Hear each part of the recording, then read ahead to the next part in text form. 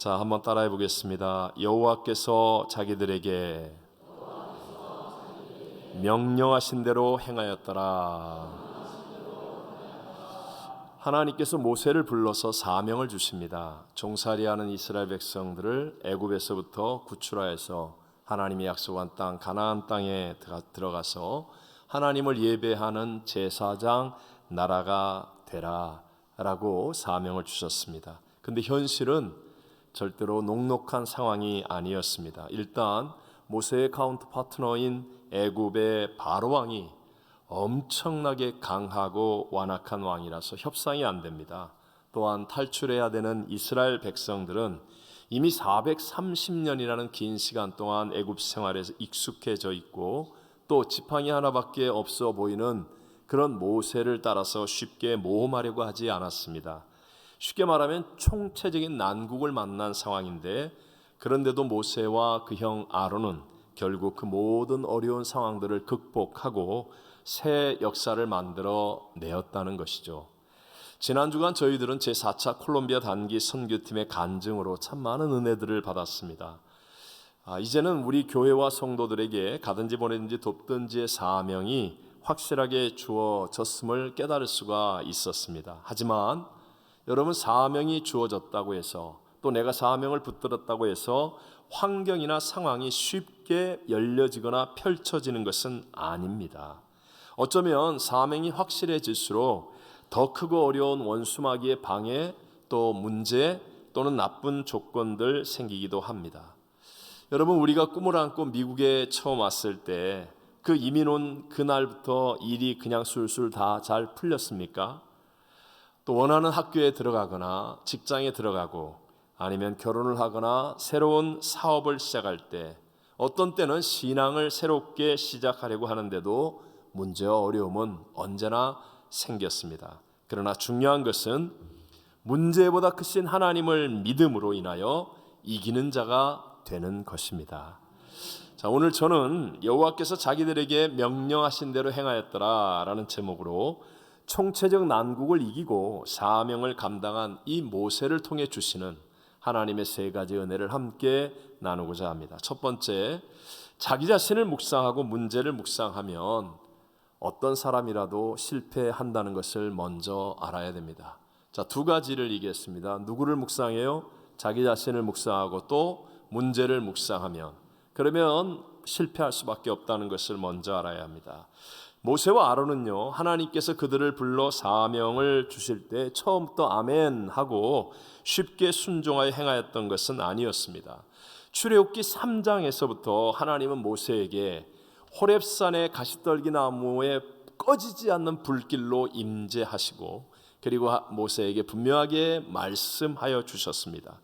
그런데도 불구하고 바로에 가서 애굽에서 이스라엘 백성들을 건져내라는 그 사명을 붙들고 순종하지 못하고 계속하여 갈등하며 방황하고 힘들어하는 모습을 보여줍니다. 출애굽기 3장 11절만 한번 읽어보겠습니다. 모세가 하나님께 아뢰되 내가 누구이기에 바로에게 가며 이스라엘 자손을 애굽에서 인도하여 내리이까? 이 말은 가겠다는 거예요? 못 가겠다는 거예요? 못 가겠다는 겁니다. 뭐 어떤 이유든지 간에 내가 누군데 그런 일을 합니까? 이런 식으로 굉장히 힘들어하고 있는 모습을 보여주지요. 그것은 모세가 사명을 주시는 문제보다 크시고 대적보다 크신 하나님을 묵상하고 있는 것이 아니라 자기 자신을 묵상하고 또 문제를 묵상하고 있기 때문이었습니다. 자, 오늘 본문의 바로 앞에 출애굽기 6장 30절을 같이 한번 읽어봅니다. 모세가 여호와 앞에서 아뢰되 나는 입이 둔한 자이오니 바로가 어찌 나의 말을 들으리까? 출애굽기 3장부터 하나님이 사명을 주시는데 계속하여 아멘하고 순종이 쉽게 되지 않았던 이유는 내가 누구긴데 나는 입이 둔한 자 아닙니까? 그러면서 모세는 자기 자신을 묵상하고 있는 거예요. 그리고 바로가 어찌 나의 말을 들으리까 하면서 문제를 묵상하고 있었기 때문이었습니다. 하나님은 저와 여러분을 살리기 위해서 사명을 주시는 것인데, 왜? 사명을 주시면 사명을 주신 하나님이 함께 하심으로 인하여 우리가 승리할 수 있기 때문에, 그런데도 불구하고 자기 자신을 묵상한다면, 그렇다면 모세 아니라 어떤 사람이라 할지라도 우리는 하나님의 사명을 붙잡을 수가 없다는 것이죠. 천하의 모세라고 하더라도요, 어렸을 때 상처가 있었잖아요. 갈대 상자에 넣어서 나일강에 버려져야 했던 상처가 있었습니다. 유대인 어머니가 유모가 되어서 몰래 히브리 교육을 받으면서 애굽의 궁정에서 왕자로 자라는 그런 모순이 아마 굉장히 힘들었던 시절들을 가졌을 것입니다. 나이 40세에 꿈을 펼쳐보려고 나갔다가 사람을 죽이는 살인자가 되기도 했었습니다. 또 도망자로 살아야 되는 엄청난 충격, 그리고 광야에서의 삶, 그 40년은요 모세에게 여러 가지 고통들을 안겨 주었을 것입니다. 이것은요 모세만의 이야기가 아니라 우리들도 마찬가지라는 것이죠. 여러분, 사람은 각자 자기가 평가하고 생각하는 자기의 평가는 잘 변하지를 않습니다. 옛날에 부모로부터 상처를 받은 것, 그런 어린 시절, 저도 깜짝 놀라는 게 옛날에 저희 어머님이 달걀 후라이 하나에서 형하고 나눠 먹었던 그거 맨날 얘기하고 있잖아요. 네? 그런 거, 뭐 어렸을 때 나는 가난해서, 나는 못 배워서, 몸이 약해서, 형편이 나빠서, 기회가 없어서, 자기 합리화를 위한 자기 레퍼토리들은 다 있다는 것이죠. 그러나 명심하셔야 됩니다. 세상에 완전한 부모는 없기 때문에요, 어느 누구도 상처받지 않고 자랄 수 있는 사람은 없습니다. 세상에 완전한 나라 또는 사회, 학교, 상황, 세상이 없기 때문에 우리는 다 살아가면서 문제를 만났었고 상처를 받고 억울함을 당할 수밖에 없었다는 거예요. 그런데도 불구하고 자기를 묵상하고 그렇게 생각하면 나는 당연히 나는 조건이 안 되는 사람입니다. 나는 연약한 사람입니다. 나는 형편이 없습니다. 나는 하면 누구도 하나님 앞에 온전한 순종의 길을 갈 수 없다는 것이죠. 쉽게 생각하면 여러분, 더러운 것을 품고 있는 수건을 짜면 더러운 게 나올까요? 아니면 깨끗한 게 나올까요? 당연히 더러운 게 나오지 않겠습니까? 우리 모든 사람들은 다 상처를 받았고 문제가 있고 죄로 넘어졌던 기억이 있고 연약함들이 있기 때문에 자기를 묵상하면 어떤 사람도 예외 없이 부정적인 것이 나올 수밖에 없다는 것입니다. 또 모세는 문제를 묵상했습니다. 바로가 어찌 나의 말을 들으리까 하면서 문제를 묵상하지요. 사실 모세와 아론의 이 카운터 파트너인 이 바로는요, 대애굽의 왕이 될 만큼 대단한 사람이었습니다. 바로는 생애에 처음 경험하는 그 10가지의 어마어마한 재앙도 다 버텨낼 정도의 사람, 그러니까 인간적으로 얘기하면 거의 영웅에 가까운 사람이었습니다. 한번 생각해 보세요. 강계 이파질 독방 맥함장, 그래서 10가지 재앙이 임하잖아요. 첫 번째 재앙이 애굽의 물이라는 물은 다 피로 변하는 재앙입니다. 바로가 일어나서 아침에 물을 마시려고 주전자에서 물을 따르는데 시뻘건 피가 막 흐릅니다. 그리고 뭐 세수를 하려고 종이 세수대야에 물을 떠왔는데 세수하려고 보니까 막 시뻘건 핏물입니다. 또 자기가 좋아하는 아침에 스프를 먹으려고 크림 스프를 한 숟가락 뜨려고 하는데 시뻘건 피로 바뀝니다. 그러면 여러분, 우리 같으면 며칠 몇 달 동안은 아마 크림 스프 쳐다도 안 볼 것 같아요. 저만 그래요. 네. 두 번째 재앙이 개구리 아닙니까? 개구리가 한두 마리가 나타나는 게 아니라 온 떼가 덮입니다. 밤에 불을 끄고 자려고 이불을 펼치니까 그 안에서 막 개구리가 수백 마리가 막 튀어오르기 시작합니다. 그리고 떡반죽 그릇 뚜껑을 열었더니 막 개구리가 가득하여 막 개굴개굴하면서 튀어나옵니다. 가만히 앉아있으면 막 다리를 타고 개구리 떼들이 막 올라옵니다. 여러분, 어떻게 견뎌내겠습니까? 세 번째, 이의 재앙. 우리는 이 몇 마리만 나와도 온 집안이 난리 나잖아요. 이 잡느라고. 네? 그런데 먼지와 티끌처럼 이가 온 가축과 사람 위에 덮여버렸습니다. 또 파리떼, 그리고 돌림병, 악송, 종기, 우박, 메뚜기 떼, 캄캄한 어둠. 그런데도 불구하고 바로왕은 이런 것들을 견뎌내더라는 거예요. 마지막 장자의 죽음으로 잠시 항복하는가 했는데 홍해까지 자신의 군대를 몰고 와서 이스라엘을 괴롭히겠다고 따라오는 겁니다. 이런 바로를 모세가 묵상한다면 어떻게 이길 수가 있겠습니까? 사람들은요, 문제를 자기가 묵상하면, 아니면 문제를 지적하고 말하면 마치 문제를 이길 수 있는 것처럼 착각합니다. 그건 원수마귀의 거짓말이에요. 우리를 도둑질하고 죽이고 멸망시키려는 원수마귀는 에덴 동산에서부터 사용했던 방법이 문제를 바라보게 만들고, 문제를 말하게 만들고, 문제를 묵상하게 만들어서 결국은 우리가 문제에 묶여 실패의 길을 걸어가게 만드는 것입니다. 모세도 그랬습니다. 자기를 묵상하고 문제를 묵상하니까 하나님이 나타나서 임재하여 말씀하시는데도 꼼짝을 할 수가 없었어요. 그런 모세가 어떻게 이기는 자가 되었습니까? 두 번째로, 위로부터 임하는 하나님의 은혜를 붙드는 것입니다. 위로부터 임하는 뭘 붙들어야 돼요? 하나님의 은혜. 함께 1절 말씀 같이 읽어보겠습니다. 여호와께서 모세에게 이르시되 볼지어다 내가 너를 바로에게 신같이 되게 하였은즉 내 형 아론은 내 대언자가 되리니. 여호와께서 모세에게 이르시되 하면서요, 하나님의 말씀이 들려지는 겁니다. 하나님의 말씀이 들릴 때 변화가 무엇이겠습니까? 문제보다 크신 하나님을 향하여 눈을 들게 되고 하나님을 생각하고 묵상하게 되는 것입니다. 그러므로 여러분 꼭 기억하셔야 됩니다. 저와 여러분이 정말 세상을 이기는 자, 문제를 이기는 자가 되려면 반드시 위로부터 임하는 하나님의 은혜를 붙드는 사람이 되시기를 바랍니다. 우리 모두가 다 잘 아는 성자 어거스틴은 소위 말하는 유학 시절 17살부터 여자와 동거하며 자녀를 낳기까지 하는 방탕한 사람이었어요. 19세부터 29세까지는 이단인 마니교회 신앙생활을 했었고, 그 이후에는 플라톤 사상에 심취하여서 방황하던 사람이었습니다. 그러나 그의 어머니 모니카는 하나님을 믿는 믿음의 사람, 기도의 사람이었습니다. 밤낮을 금식하며 어거스틴을 위해서 부르짖어 기도했습니다. 그러던 어느 날 어거스틴이 밀란의 정원을 거닐고 있는데 어린아이들이 노래를 부르는 거예요. 근데 그 부르는 노래 가사가 어거스틴의 가슴을 치기 시작합니다. 그 가사가 들고 읽어라 라는 노래 가사였어요.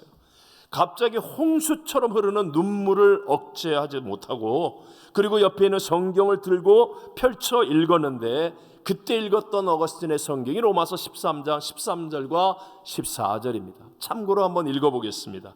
낮에와 같이 단정히 행하고 방탕하거나 술 취하지 말며 음란하거나 호색하지 말며 다투거나 시기하지 말고 오직 주 예수 그리스도로 옷 입고 정욕을 위하여 육신의 일을 도모하지 말라.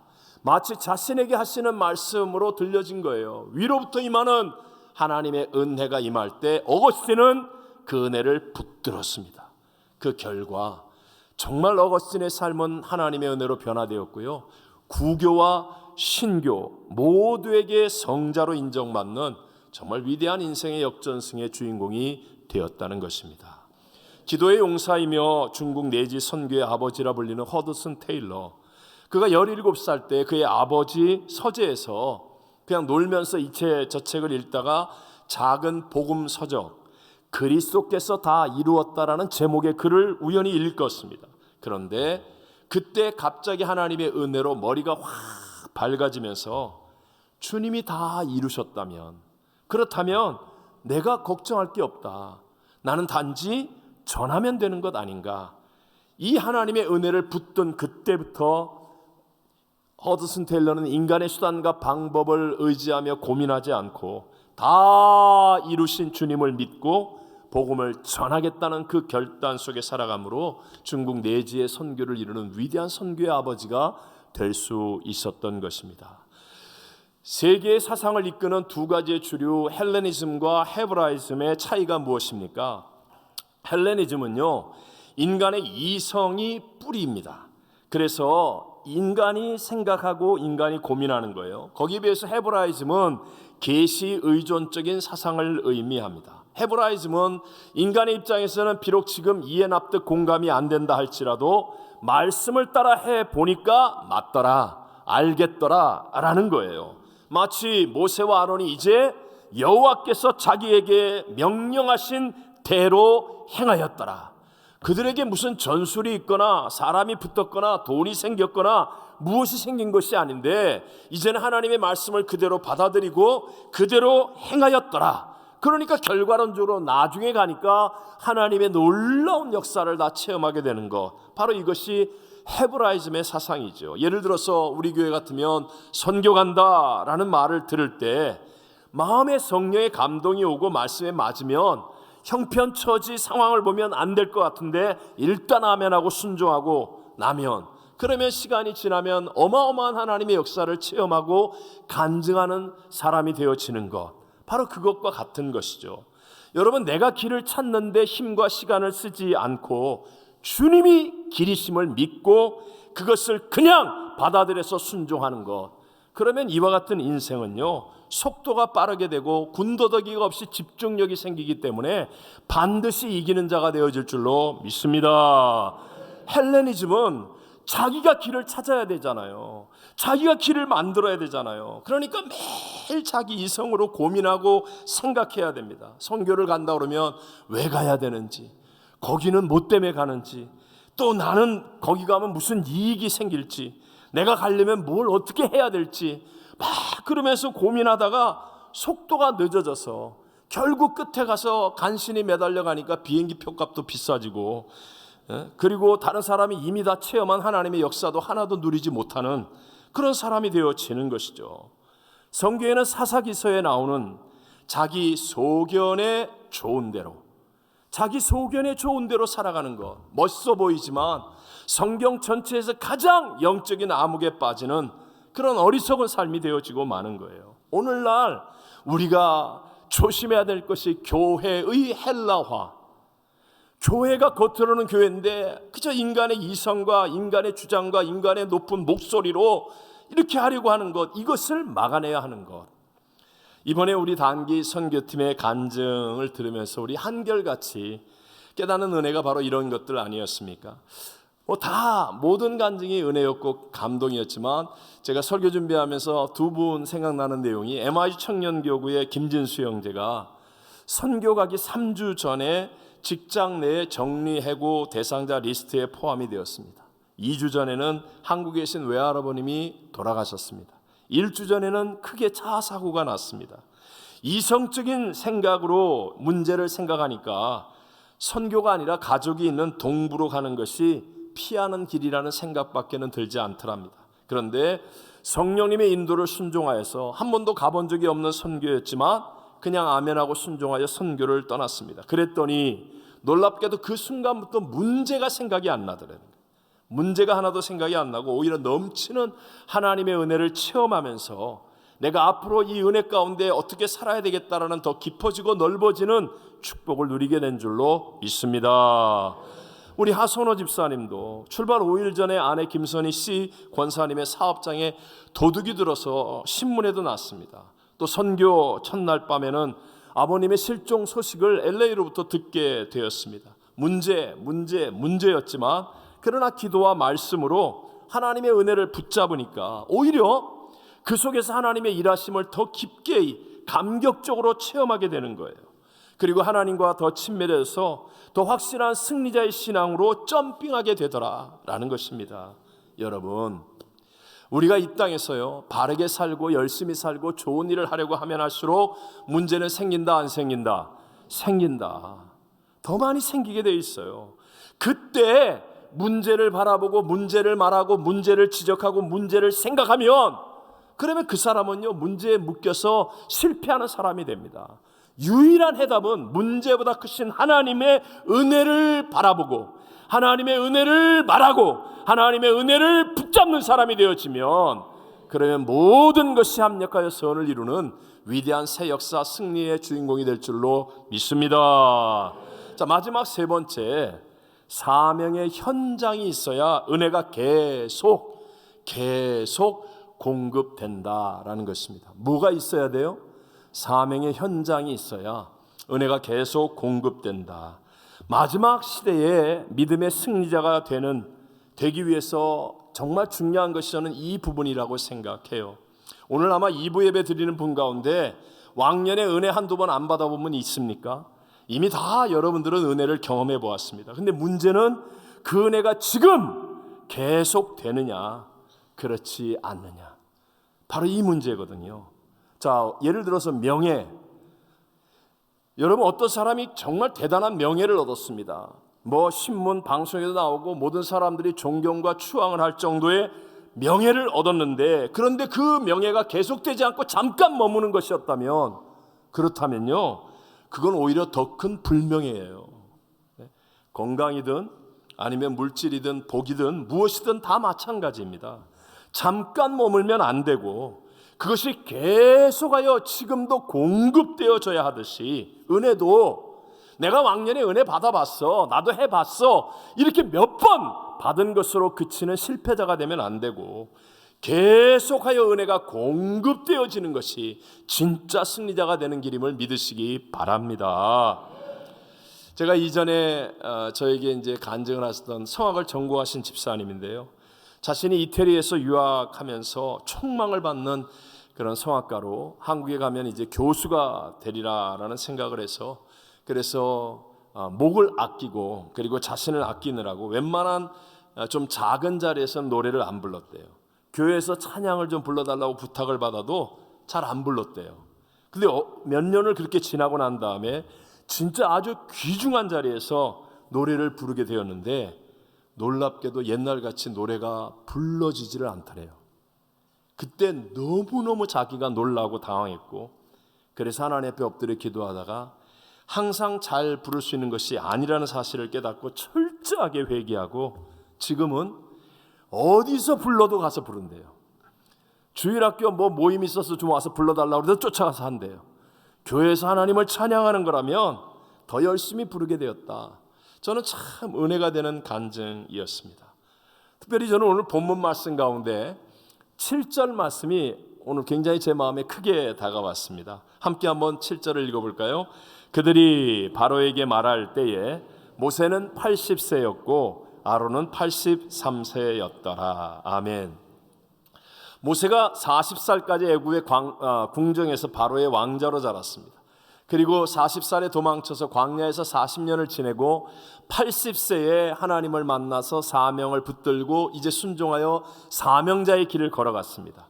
그리고 40년 동안을 그 이스라엘 백성들과 함께하며 그들의 영적 리더가 되어서 사명을 감당하는 삶을 살다가 120살에 죽었습니다. 우리 신명기 34장 7절을 읽어보겠습니다. 모세가 죽을 때 나이 120세였으나 그의 눈이 흐리지 아니하였고 기력이 쇠하지 아니하였더라. 아멘. 성경을 보면 모세가 죽은 것은 수명이 다해서 죽은 게 아니라 사명을 다해서 죽은 거예요. 사명을 다해서 죽은 거예요. 그랬더니 여러분 어떻습니까? 사명을 감당하는 120세가 되는 그때까지도 그의 눈이 흐리지 아니하였고 그의 기력이 쇠하지 아니하였다. 오늘 우리 교회에 나오는 모든 성도님들이 120세가 될 때까지 눈이 흐려지지 아니하고 기력이 쇠하지 않게 되시기를 바랍니다. 아니 성경이 말씀했잖아요. 근데 그 길이 집에서 오늘도 아유 피곤하니까 교회 안 가, 그래 갖고는 안 돼. 사명을 붙들어야만 되는 거예요. 사명을. 만약에 모세가 사명이 아닌 수명을 위해서 살았다고 한번 생각해 보십시오. 그래서 광야에서 이 더운 광야에서 고생하는데 좋은 보약 먹어야지 그러면서 약초 캐러 다니고, 그리고 육신이 피곤하면 안 된다고 기도원도 안 올라가고 새벽 예배도 안 나가고 7시간은 자야 돼 막 이러면서 난 새벽 예배 못 나가 이렇게 하고, 또 스트레스 받는 건 몸에 해로워 그러면서 이스라엘 백성들을 케어하는 건 마다하고 아유 난 그거 스트레스 받아, 저 인간들이 물 안 나온다고 짜증내지 뭐 아우 난 못해 그러면서 수명을 위해서 살았다면 정말 모세가 120세가 되도록 눈이 흐리지 아니하고 기력이 쇠하지 않은 은혜를 누렸겠습니까? 절대로 아니라는 거예요. 그렇지만 모세는요 바로 사명을 위한 현장에서 행동하는 믿음으로 살았어요. 그러니까 하나님이 끝까지 은혜를 부어주셔서 앞으로 우리 모든 성도들이 누릴 120세가 될 때까지 눈이 흐려지지 않고 기력이 쇠하지 않는 그런 복음의 증인이 된 줄로 믿습니다. 여러분, 세상 사람들은 진짜 수명을 붙들기 위해서 노력하고 있잖아요. 하지만 뭐 좀 죄송한 말씀이지만 병들어 누워서 오래 살거나 아니면 보약을 깍두기처럼 먹고 힘이 나가지고 죄짓고 뭐 방탕하게 오래 산다, 그게 무슨 소용이 있습니까? 우리 하나님이 보실 때는 영생의 천국을 예비해 놓으셨는데, 이 땅에서 10년, 20년, 50년 좀 더 사는 게 뭐가 그렇게 대수로운 일이겠어요? 하나님이 보실 때는.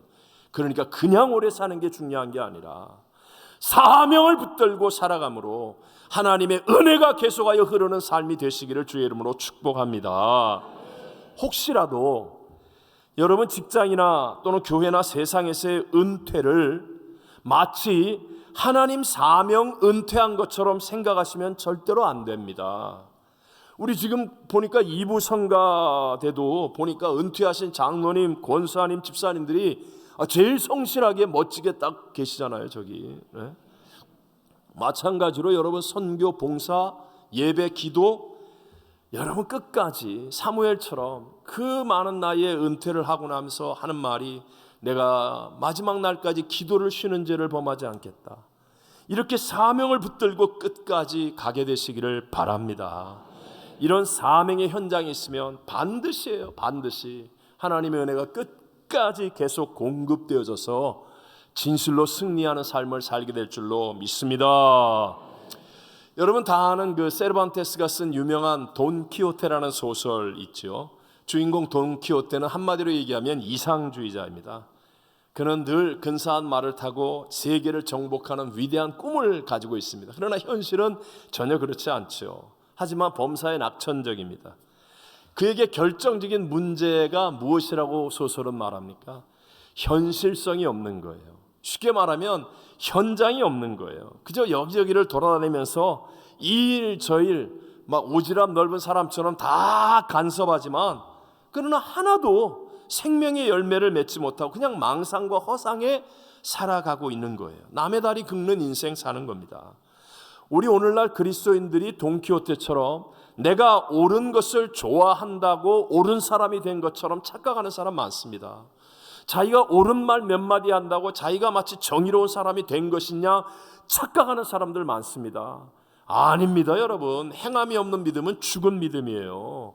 내가 분명히 일하는 현장이 있어야 한다는 것입니다. 여러분, 처음에는요 작은 것부터 시작하는 겁니다. 앵글을 좁히십시오. 내가 온 세상을 다 아는 것처럼 하지 마시고 앵글을 좁혀서 내가 할 수 있는 작은 일, 구체적으로 행동할 수 있는 사명의 현장을 만들게 되시기를 바랍니다. 예? 말이야 좋죠. 이 땅에는 교회들이 다 잘 되기를 원합니다. 난 주님의 교회를 사랑합니다. 얼마나 근사해 보입니까? 그런데 앵글을 좁혀서 구체적으로 자기가 다니는 교회에서도 충성하지 못하고 교회조차도 사랑하지 못하는 사람이 어떻게 그런 일을 할 수 있겠습니까? 하나님이 원하는 건 너 그런 마음을 가지고 있으면 너에게 있어서의 믿음의 현장이 어디 있느냐? 현장이 어디 있느냐? 한 달에 한 번 올라가는 기도원 성령 대망에도 안 올라가서 기도의 현장에도 없으면서 주님의 지상명령인 선교 얼마나 아름답습니까? 선교 맨날 입만 열면 영혼 구원, 영혼을 사랑, 하늘나라 추수.